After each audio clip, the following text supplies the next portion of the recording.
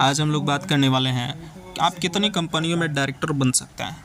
तो maximum to maximum आप 20 कंपनियों में डायरेक्टर बन सकते हैं, जिसमें से दोस्तों 10 पब्लिक कंपनी होगा, यानी कि 10 मैक्सिमम 10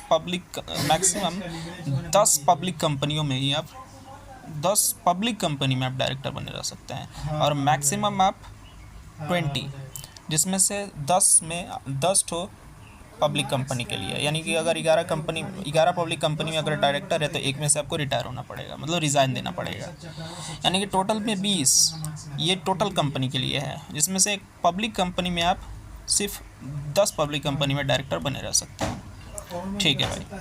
एक आप 8 पब्लिक कंपनियों में डायरेक्टर हैं, हाँ है, उसका एक कंपनी उसी पब्लिक कंपनी का एक सब्सिडरी है, उसी कंपनी का एक होल्डिंग कंपनी है, तो इसको भी गिना जाएगा 10, यानी कि 1 2 और ये 8, तो टोटल 8 गिना जाएगा। तो क्या बोल रहा है, प्राइवेट कंपनी जो कि सब्सिडरी है या होल्डिंग है पब्लिक कंपनी का, उसको भी 10 के अंदर में काउंट किया जाएगा। ठीक है भाई, समझ गया।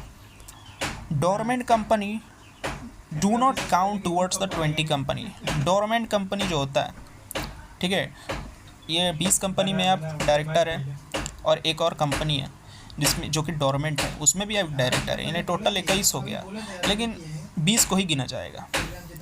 एक जिसमें आप डायरेक्टर है उसको काउंट नहीं किया जाएगा, यानी कि आप डोरमेंट कंपनी में जो कि 20 के बाहर भी है उसमें आप डायरेक्टर बन सकते हैं।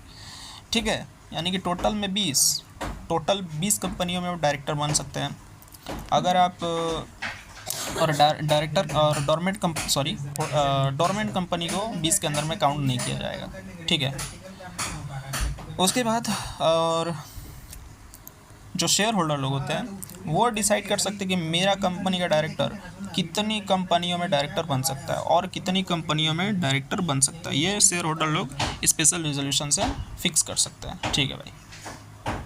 अगर आप ज़्यादा से ज़्यादा कंपनियों में, मतलब मान लीजिए 20-25 कंपनियों में डायरेक्टर हैं, तो आपको 1 साल का टाइम दिया जाएगा, 1 ईयर का टाइम दिया जाएगा। डिसाइड कीजिए कि कौन सा कंपनी में आपको डायरेक्टर बनना है।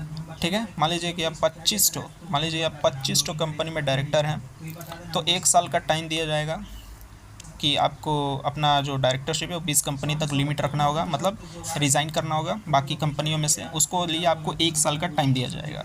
ठीक है भाई। अब जिस कंपनी का अगर आप रिज़ाइन करेंगे तो उस कंपनी को इन्फॉर्म करना होगा, ठीक है, और रजिस्ट्रार को भी इन्फॉर्म करना होगा। अगर कानून नहीं फॉलो करते हैं तो 2000 रुपये पर डे का आपको क्या देना होगा, पेनल्टी देना होगा, और जो कि मैक्सिमम 2 लाख तक जा सकता है।